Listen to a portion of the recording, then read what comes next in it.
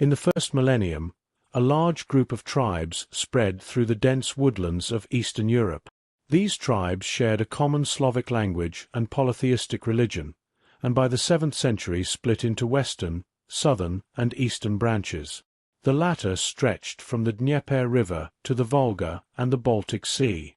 As this was happening, Vikings started to populate the river system between the Baltic and the Black Sea in order to trade with the Muslims and Byzantium. The Vikings colonized the native Slavic population and initiated large slave trade, selling Slav. This is why the term Slav is related to slave. After years of subjugation by Vikings from the north, the region's tribes revolted and drove back the Norsemen. But left to their own devices, they turned on each other. Such chaos ensued that, ironically, these tribes reached out to the foreigners they had just expelled, inviting them to return and establish order. The Vikings accepted, expanding this realm into the south and moving the capital to Kiev, a former outpost of the Khazar Empire. Thus, the Kievan Rus was born. The new kingdom had complex relations with its neighbors, alternating between alliance and warfare with the Khazar and Byzantine empires, as well as neighboring tribes.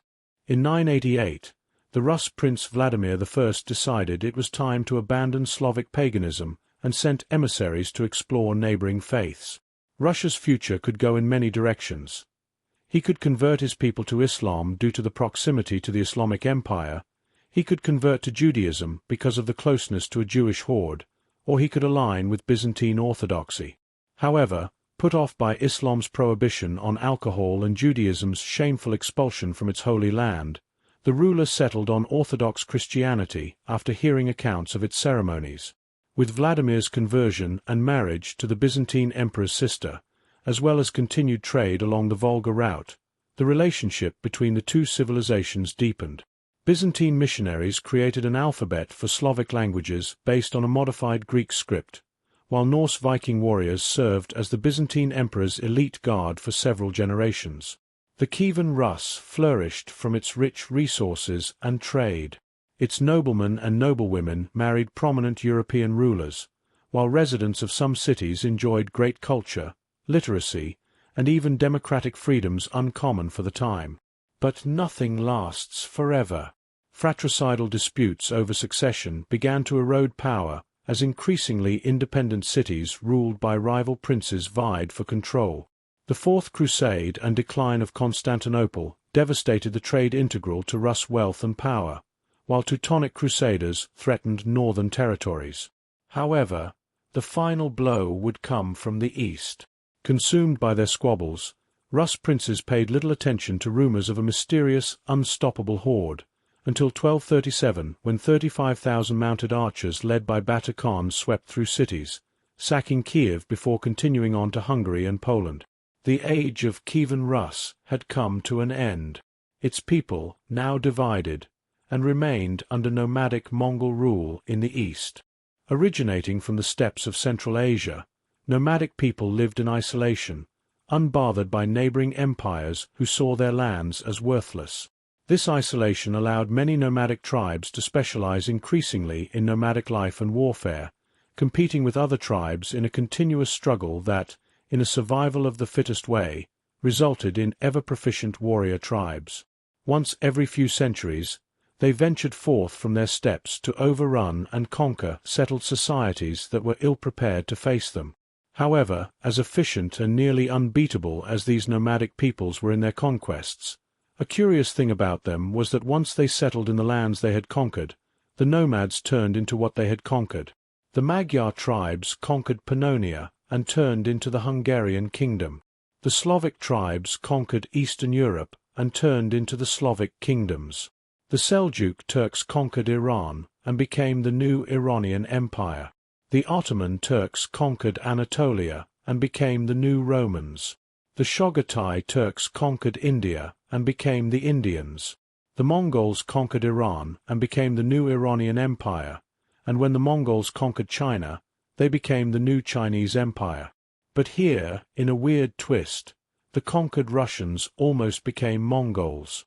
They were unshackled from any and all political accountability to their peasantry, and could rule like the conquerors whom they served.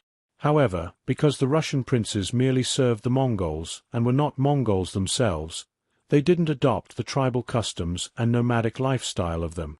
The power structure of the Russian princely states, however, became heavily centralized within the power of a singular ruler, a figure of the state. The Russian princes even adopted the warfare tactics of their conquerors. Rather than build stone castles as the rest of Europe did, they built wooden fortresses and recruited large cavalry armies.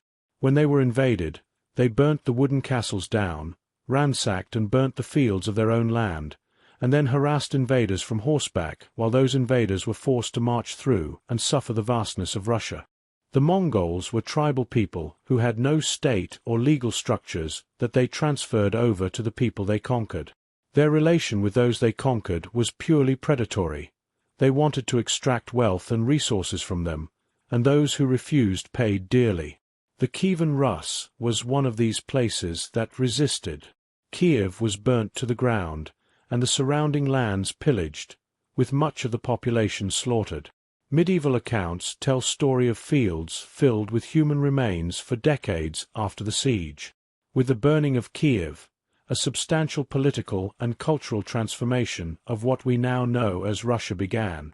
The Kievan Rus, with its deep cultural and economic ties to the Byzantium, had been the cultural motherland and birthplace of Russia, the place where Russia as a European cultural entity had been created. All that was left of it now was ash. The cultural and economic ties with the Byzantium were now broken. This resulted in the geopolitical shift of Russia, culturally and politically, to the northeast.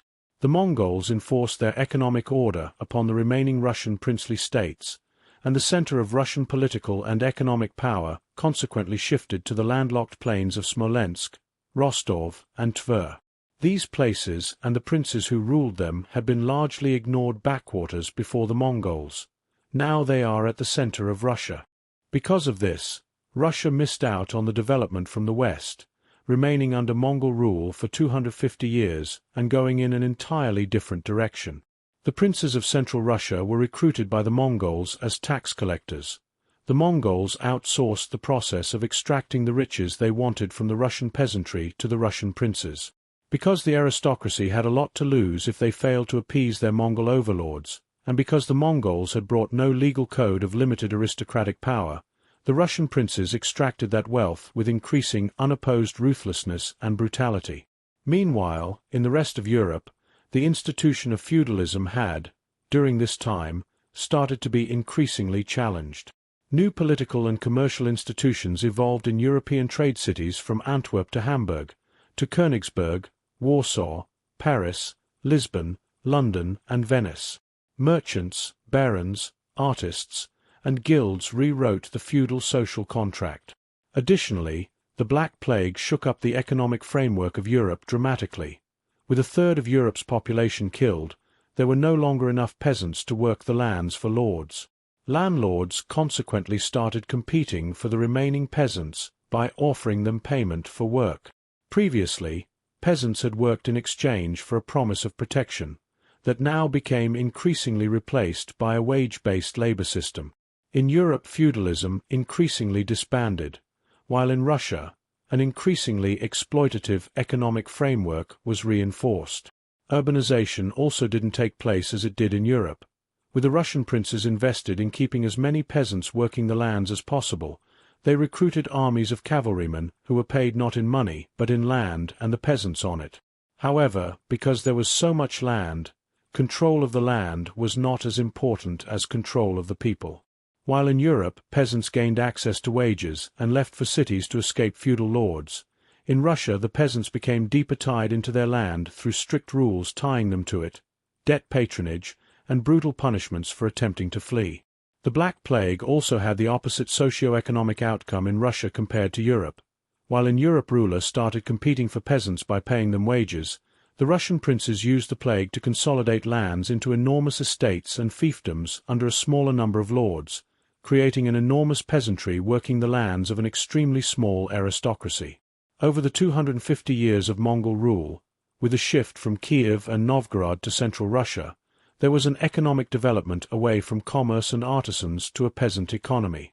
The Mongol conquest has permanently shifted the trajectory of the Slavic people.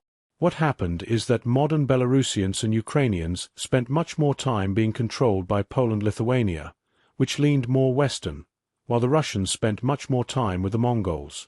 Thus, they evolved into different societies over time, when originally they were the same people.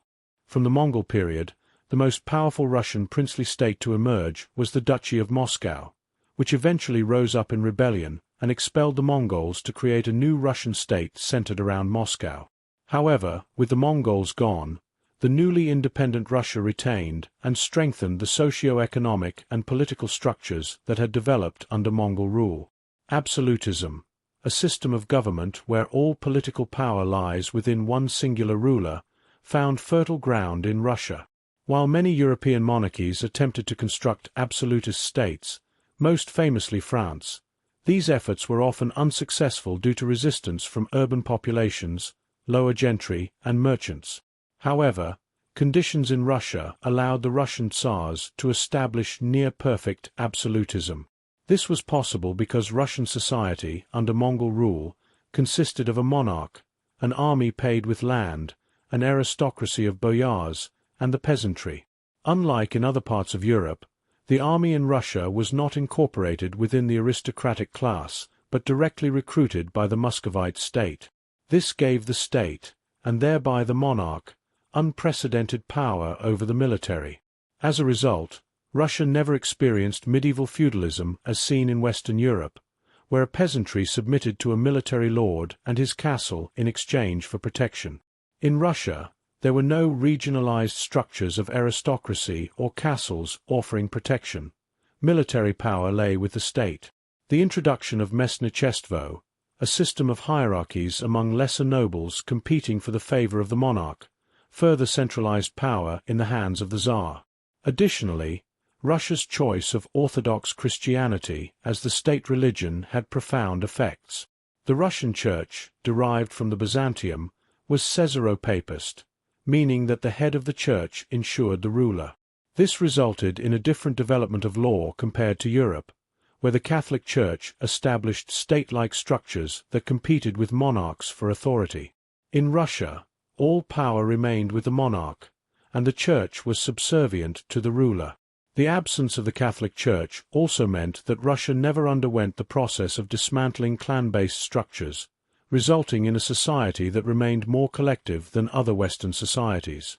The only other Russian representative body was the Zemsky Sobor, a council of aristocrats that gathered to do little more than approve the line of succession to the throne and the proof of the Tsar's wars, until Peter the Great even took those powers away from it. Meanwhile, in the rest of Europe, parliamentary assemblies, some as old as the Middle Ages, started gaining more power from monarchs, establishing parliamentary political institutions and traditions throughout Europe. In Russia, there was no parliamentary institution until the establishment of the Duma in 1906, which had its powers stripped by the Tsar only a few years later. By the 1700s, the Russian state was far more centralized than any of its European counterparts, but far more underdeveloped in economy and bureaucracy. There were no regional political structures tied in accountability to a central state. Instead, rule of local provinces was handed out by the Tsar in so-called ukase, meaning edicts, which hints at the predatory nature of the political institution itself. Local rulers had no accountability to law, and no restraints on how much they could exploit the office for personal gain as long as they managed to appease the centralized government. Peter the Great instituted a standardized system of regionalized government which recruited the aristocracy as local servants to the state. However, this new system rewarded successful local governors with tax exemptions, incentivizing the aristocracy to squeeze the peasantry even harder in service of the state and themselves. A legacy of Peter the Great's reforms was that the tax burden of the state increasingly fell upon the Russian peasantry, while the aristocracy became increasingly exempt. In many ways, a common thread throughout Russian history since the 1700s has been the burden of securing the state and the ambitions of wealth of its ruler being placed upon the Russian peasantry, from the trenches to the gulags to today's pension and social security cuts. An additional aspect of Peter the Great reforms was the introduction of severe punishments for serfs who left their lands, as well as giving regional rulers and aristocrats more freedoms to compete and extract the peasantry, thereby inciting competition with other regional rulers. This bound the rulers of Russia on a regional level even closer together to cooperate in their exploitative economic structure and tied them deeper to the centralized state. Everyone was now tied together in this state, and nobody could risk stepping out of line. But this doesn't have to happen. After the fall of the Mongols, Novgorod also emerged as a regional power with incredible richness. The Prince of Novgorod commanded an army, but he was accountable to the Vesh, a parliament of the city that all free men of the city voted for and which picked a mayor from the city aristocracy. The Vesh and the mayor had control over taxation laws and foreign policy. It even had the power to remove the Prince of Novgorod from power and to replace him with another. This was a different Russian political development that evolved to have checks and balances as well as state accountability and rule of law, but that development ended when Ivan III conquered Novgorod, executed its leaders, and deported its merchants and aristocrats to the deep plains of central Russia. One can only imagine what Russia would look like if the free city of Novgorod had been its founding structure instead of the Tsardom of Moscow. But what happened is Russia established absolutism from an alliance between the nobility and church, who ensured loyalty only to the king, enriching themselves at the expense of merchants and peasants. This is why Russia never developed a bourgeoisie, a small business middle class, commercial trader class, or any semblance of equality before the law and public accountability. The Russian government, more than any other, was a government of men and not of laws, making its absolutism uniquely distinct. To illustrate, we can compare Russia to another absolutist state, China, which also underwent a century-long political development resulting in a powerful centralized state institution with absolute power and a uniform legal code lacking public accountability. However, Chinese absolutism was built on a foundation of meritocracy in competition with patrimonialism. Chinese rulers continuously found themselves in positions where they had to abide by some standards of accountability to the state bureaucracy. Despite periods of abuse of power, such as during Empress Wu's reign or the Great Leap Forward, China underwent reshuffling and restructuring of political leadership to avoid repeating mistakes.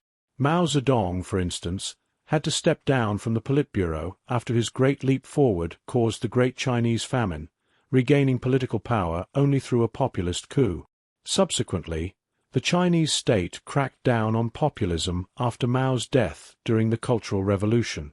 Similar to Russia, the state is absolute in China. To protest against a decision by the state or effect change, individuals must go through state institutions. Corruption and abuse of power exist in both countries, but there's a key difference in political structure. In China, the further up one goes in the ranks of government, the less corrupt state officials become because of the meritocratic state structures. Conversely, in Russia, the higher the office of the state, the more corrupt state officials tend to be, as there are no systems of accountability. The only measure of restraint is that local Russian politicians cannot be corrupt enough to bother their superiors. Consequently, the Russian state operates as a system of progressively corrupting power. From this foundation, Russia expanded their civilization into the eastern frontier. Russia and America are simultaneously opposite and yet very similar societies, both being frontier nations on the edges of European civilization. They form useful parallels in many ways. Frontier societies tend to lean towards either freedom or servitude. If there is an underpopulated area, there isn't enough labor.